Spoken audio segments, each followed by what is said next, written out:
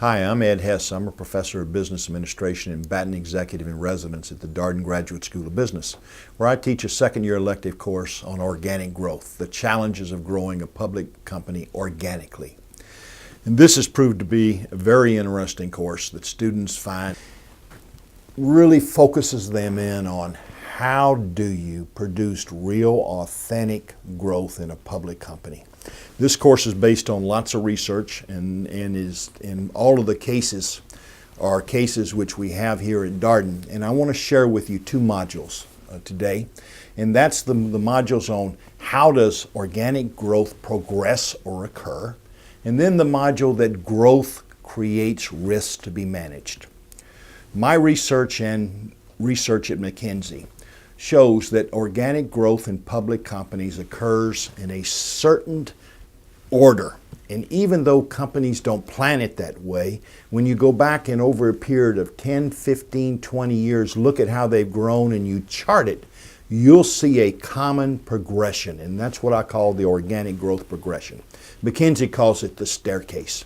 And two cases I use to basically get that point across is the UPS case and the Sysco, the wholesale food distribution company based in Houston, Texas.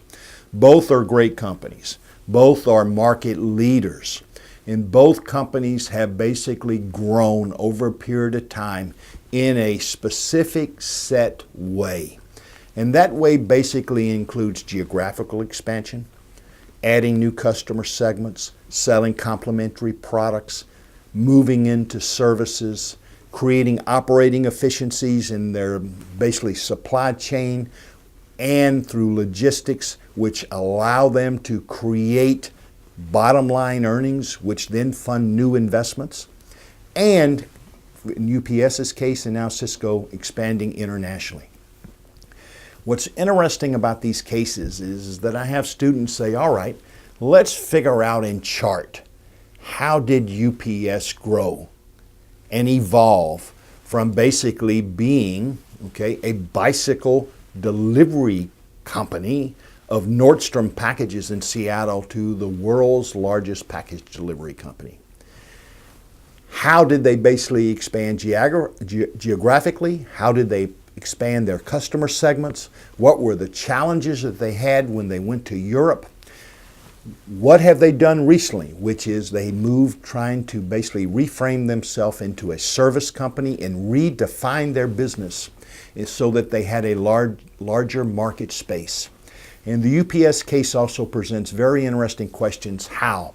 The strength of UPS has been its culture, but that strength basically hindered its changing its business model to become a service consulting company. Very, very fascinating how your strength can become your weakness. And the case also pulls into play the integration, Growth is not just a strategy, Growth is much more than strategy.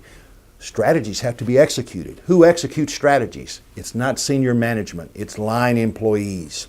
That brings in the whole issue of how do I get employees engaged in doing excellent work every day, when excellence means standardization, high standards, consistency, and little variance.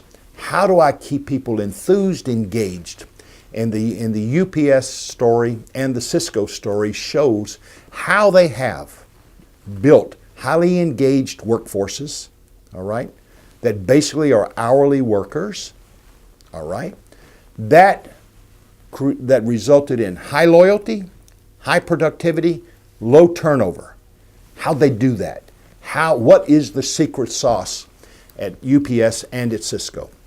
Now Sysco, the case goes into not only the organic growth progression, but into the details about how Sysco has put in place a system that basically produces 99% defect-free, on-time delivery of over 4 million cases of food a day, mainly to restaurants.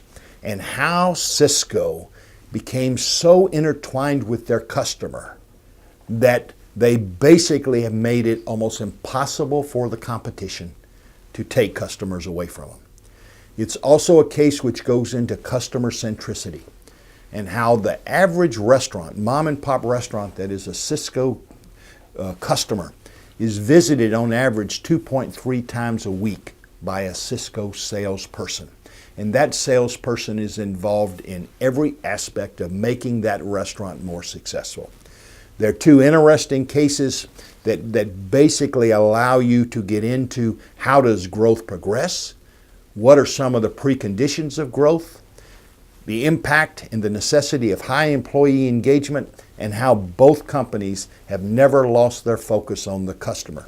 Both cases have teaching notes, and I'm more than happy if you're interested in the cases after you read them and read the teaching notes to have a conversation with you as to how it's gone in the classroom, the usual questions I get, and how I've iterated over time in teaching these cases to tee them up to basically make sure that the students have a conversation about the key teaching points.